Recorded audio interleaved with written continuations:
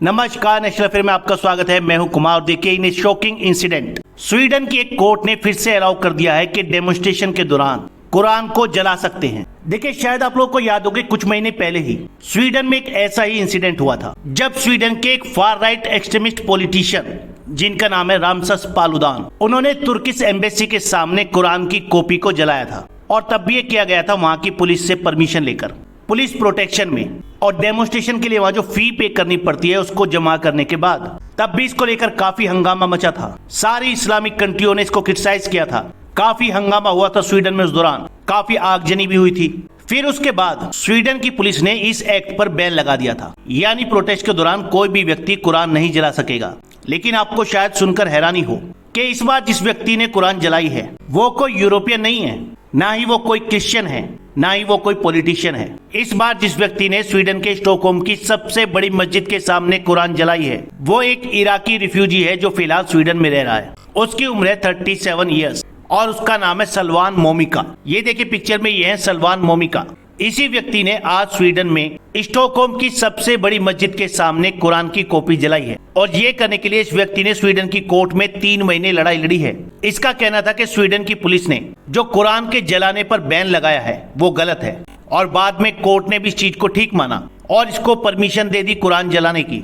आप इस वीडियो में देख सकते हैं, ये इंसिडेंट कुरान जलाने का है, जब सलवान मोमिका कुरान जला रहा है मस्जिद के सामने।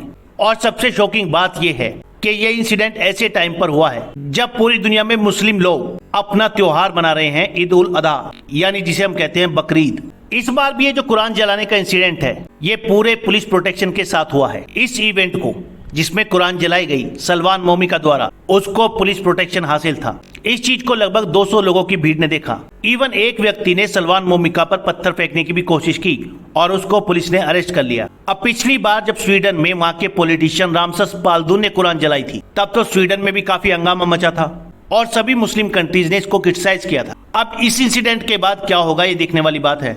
आप लोगों को मालूम होगा कि रशिया यूक्रेन वॉर के बाद स्वीडन और फिनलैंड दोनों ही कंट्री नेटो को ज्वाइन करना चाहती हैं। लेकिन स्वीडन में कुरान जलाने के इंसिडेंट से तुर्की इतना नाराज हो गया था कि उसने स्वीडन के नाटो को ज्वाइन करने की जो प्रोसेस थी उसको रोक दिया, क्योंकि तुर्की भी नाटो मेंबर है और सभी नेटो मेंबर्स की मर्जी के बिना कोई भी नई कंट्री नेटो का मेंबर नहीं बन सकती। ये व्यक्ति सलवान मोमिका जिसने कुरान जलाई है वो चाहता है कि कुरान को पूरे वर्ल्ड में बैन कर दिया जाए। उसका कहना है कि कुरान आज के दौर के मुताबिक नहीं है। वो अक्सर अपनी वीडियोस में इस्लाम और कुरान के खिलाफ बोलता है और इसीलिए उसने कुरान को जलाकर प्रोटेस्ट किया है। लेकिन देखिए सवाल ये उठता है कि ये प्रोटेस्ट हो क्यों रहे हैं, लोग इस्लाम से इतना नाराज क्यों हैं। रिसेंटली इसको लेकर मैंने जापान पर भी एक वीडियो बनाया था, आप उस वीडियो को देख सकते हैं। वहां पर भी कुछ ऐसी समस्याएं अब देखने को मिलने लगी है, क्योंकि वहां भी अब मुस्लिम लोगों की पॉपुलेशन काफी तेजी से बढ़ रही है। सेम कंडीशन अप्लाई होती है स्वीडन और डेनमार्क में। देखिए ये जो पॉलिटिशियन थे स्वीडन के रामसस पालुदान, इनके पास डुअल सिटीजनशिप है।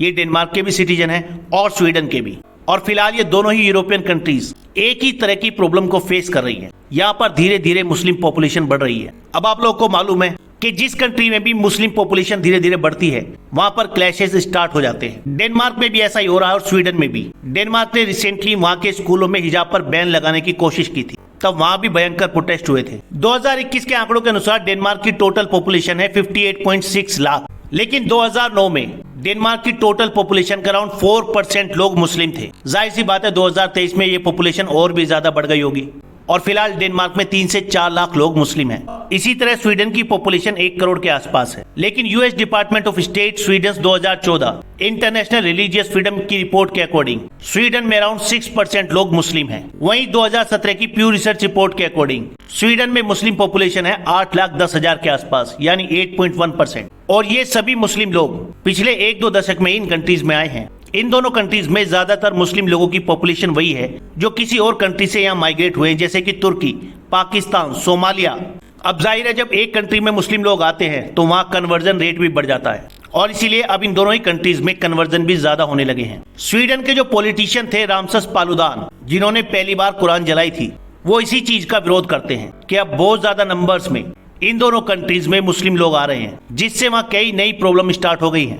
रिसेंटली र्यूटर न्यूज़पेपर में एक रिपोर्ट छपी थी ये रिपोर्ट है फरवरी 2023 की और इसमें लिखा था Sweden increasingly A focus for Islamic extremist, यानी स्वीडन में इस्लामिक एक्सट्रीमिस्ट काफी बढ़ गए हैं और वहाँ एक्सट्रीमिस्ट एक्टिविटीज को अंजाम दिया जा रहा है। ये भी वहाँ पर होने वाले क्लैश की एक वजह है। अब देखना यह है कि रिसेंटली ये जो इंसिडेंट हुआ है स्वीडन में कुरान जलाने का, जिसे एक इराकी ने ही जलाया है, इसके बाद मुस्लिम वर्ल्ड का कैसा रिएक्शन आता है। फिलहाल इस वीडियो में इतना ही, नेक्स्ट वीडियो में जल्द मिलेंगे। धन्यवाद।